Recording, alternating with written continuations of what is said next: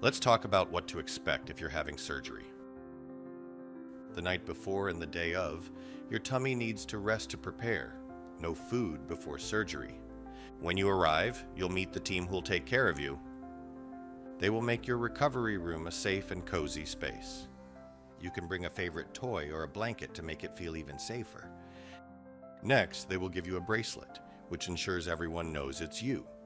After that, your doctor will explain what the surgery will do, and your nurses will guide you through each step. Right before your surgery, you'll change into special hospital clothes. Then a nurse will gently check your heartbeat and breathing. Soon, you'll meet the doctor who helps you fall asleep. When it's time, a soft mask will help you drift off. During your surgery, your team stays close to keep you safe.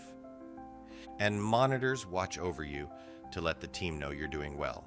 Before you know it, you'll wake up with the surgery already done, and you can begin your healing journey. Next up, packing list and recovery.